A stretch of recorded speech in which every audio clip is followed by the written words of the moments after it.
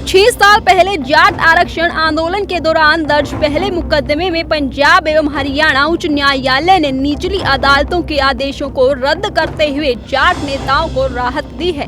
किसान नेता रमेश दलाल की याचिका को स्वीकार कर लिया गया है और इस फैसले को भविष्य में प्रतिपादित करने के लिए भी से रिपोर्टेबल करने के आदेश भी जारी किए गए हैं।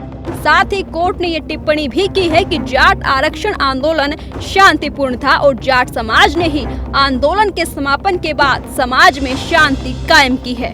जाट समाज के लोगों ने इस फैसले का स्वागत करते हुए अदालत का आभार जताया है।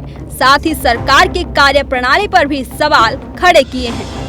न्यायाधीश सुरेश्वर ठाकुर द्वारा पारित आदेश हाई कोर्ट की वेबसाइट पर अपलोड हो गया है। इसमें उल्लेख किया गया है कि जाट आरक्षण आंदोलन सापला में शांतिपूर्वक चला और शांतिपूर्वक समाप्त हुआ।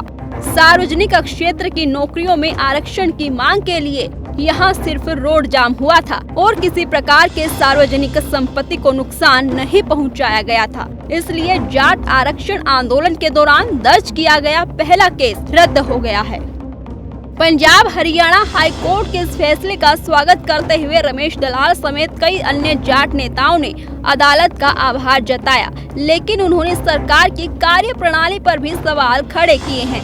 रमेश दलाल का कहना है कि सरकार ने इस मामले में आगे ठीक ढंग से पैरवी नहीं की। उन्होंने खुद के दम पर ये केस लड़ा और जीत हासिल की। रमेश दलाल का कहना है कि इस फैसले का सकारात्मक प्रभाव जाट आरक्षण आंदोलन के दौरान दर्ज हुए सभी विचाराधीन मुकदमों पर भी पड़ेगा और महज रोड जाम कर शांतिपूर्वक अपना अधिकार मांगने वाले युवाओं को राहत मिलेगी।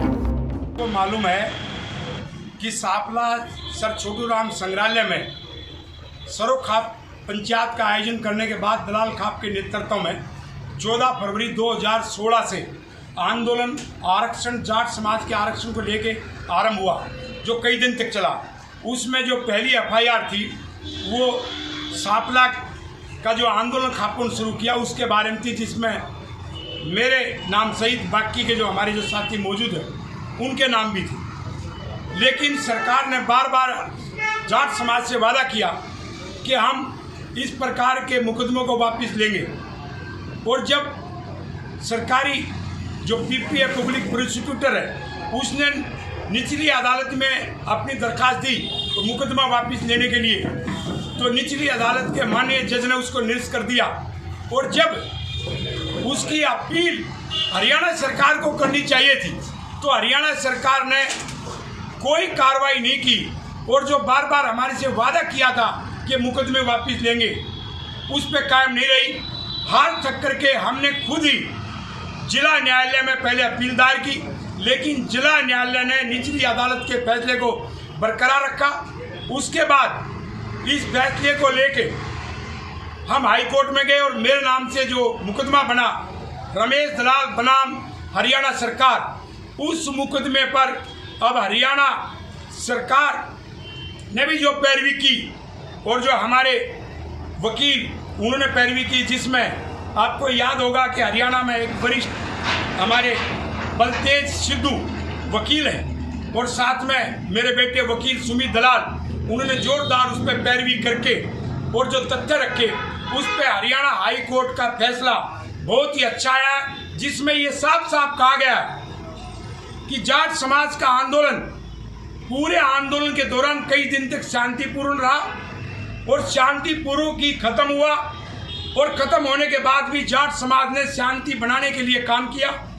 और साथ में हाई कोर्ट के माननीय न्यायाधीश सुरेश्वर ठाकुर जी ने ये टिप्पणी भी की कि इस आंदोलन में कोई सरकारी संपत्ति को नुकसान नहीं पहुंचा है और सिर्फ जाट समाज अपने बच्चों की नौकरी का आरक्षण मांगने के लिए सिर्फ रोड जाम करके शांतिपूर्वक तरीके से बैठा था और निचली अदालत के सारे फैसलों को रद्द करते हुए और हमारे पक्ष में ये फैसला सुना दिया।